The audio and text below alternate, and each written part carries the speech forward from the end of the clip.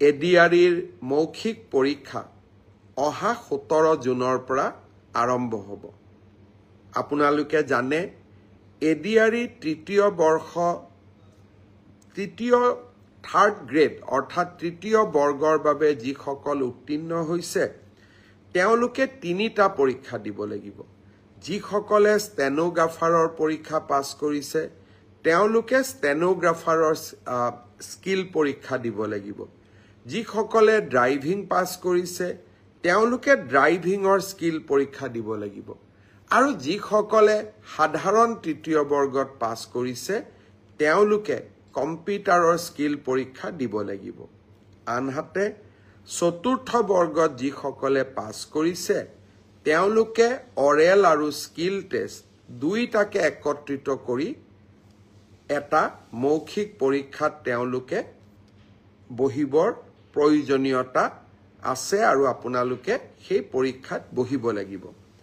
মই আশা কৰোঁ আমি জুলাই মাহৰ 15 তাৰিখৰ আগতে এই মৌখিক পৰীক্ষা বা স্কিল পৰীক্ষাৰ গোটেই পৰ্যায়টো শেষ কৰিম আৰু মই আগতে কৈ অহাৰ দৰে 10 অক্টোবৰৰ দিনাখন আমি আপোনালোকৰ হাতত যোগ্যজনৰ হাতত নিয়োগ পত্ৰ তুলি দিবলৈ প্ৰচেষ্টা কৰিম।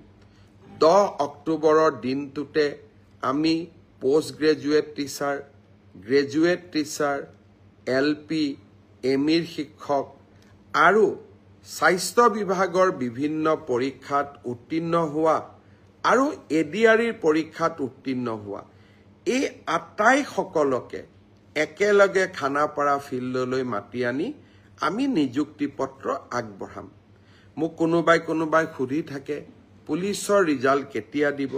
সকলো ৰিজাল্ট আমি এনেকে দিম যাতে আপোনালোকৰ হাতত আমি 10 অক্টোবৰৰ দিনাখন আমাৰ নিযুক্তি পত্ৰ আমি হাতত তুলি দিব পাৰোঁ। বহুতে মোক সুধিছে যে এডিআৰিৰ নতুন এডভাৰটাইজ কেতিয়া হ'ব? পুলিচৰ নতুন এডভাৰটাইজ কেতিয়া হ'ব? মই আশা কৰোঁ অক্টোবৰ মাহত নিযুক্তি পত্ৰ দিয়াৰ পিছতেই আমি নৱেম্বৰ মাহত নিশ্চয় আকৌ চৰকাৰী চাকৰিৰ বিজ্ঞাপন দিবলৈ সক্ষম হ'ম। শ্ৰদ্ধাৰ ৰাইজ, অহাকালি দিনটো এটা গুৰুত্বপূৰ্ণ দিন। চৰকাৰী বিভাগসমূহত স্বচ্ছতা ঘূৰাই অনাৰ ক্ষেত্ৰত, দুৰ্নীতিৰ সৈতে যুঁজাৰ ক্ষেত্ৰত আৰু চৰকাৰী কৰ্মচাৰীসকলক সকাহ দিয়াৰ ক্ষেত্ৰত শদিয়াৰ পৰা ধুবুৰীলৈ আমি সকলোতে চৰকাৰী চাকৰিত যোগদান কৰিব লাগে। পিছত ট্ৰেন্সফাৰৰ কাৰণে আমি বিভিন্ন ধৰণে প্ৰচেষ্টা চলাওঁ আৰু সেই প্ৰচেষ্টা চলাওঁতে বহুজনে ঘোষ আদিও দিব লাগে বুলি, উপঢৌকন আদি দিব লাগে বুলিও আমি বিভিন্ন সময়ত শুনা পাওঁ। ভাৰতৰ ভিতৰতে এইবাৰ মই এটা নতুন ব্যৱস্থা লৈছিলোঁ।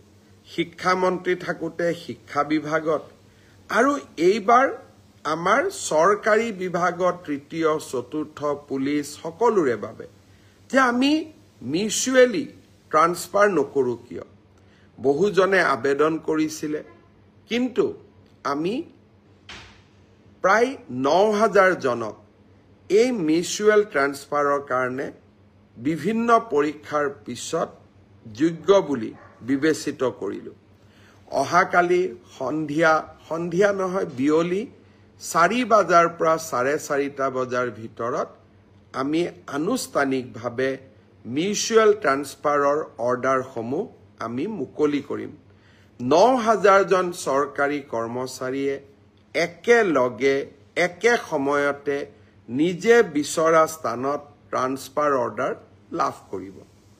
আজি মই শ্ৰীভূমিত যাওঁতে কেইজনমান ডেকা ল'ৰা ছোৱালীয়ে মোক সুধিছিলে যে আমি মিউচুৱেল কৰিব পৰা মানুহ বিচাৰি পোৱা নাই।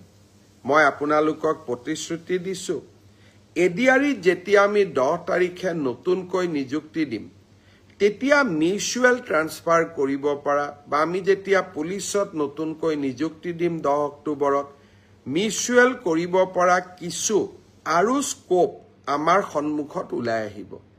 লগে লগে নৱেম্বৰ মাহত আমি আৰু এবাৰ মিউচুৱেলৰ পৰ্টেলটো মুকলি কৰি দিম যাতে আপোনালোকে চৰকাৰৰ নিৰন্তৰ স্বচ্ছতা আৰু চৰকাৰৰ ইতিবাচক পদক্ষেপসমূহত ভাগ ল'ব পাৰে এই ৯,০০০ ট্ৰান্সফাৰ অৰ্ডাৰ যাক আমি অহাকালি দিব গৈ আছো মানুহে কয় এটা ট্ৰান্সফাৰ অৰ্ডাৰ ওলাওতে ৫০,০০০ৰ পৰা ১,০০,০০০ টকা খৰচ হয় এতিয়া আপোনালোকে নিজে হিসাব কৰক ৯,০০০ পূৰণ ৫০,০০০ কিমান হ'ব ৯,০০০ পূৰণ ১,০০,০০০ কিমান হ'ব আজি আমি এটা টকাও দিব নালাগে আপোনালোক য'ত আছে তাতেই আপোনালোকৰ ট্ৰান্সফাৰ অৰ্ডাৰটো আমাৰ পৰ্টেলৰ পৰা ডাউনলোড কৰি নতুন জাগাত যোগদান কৰিব পাৰে এয়াই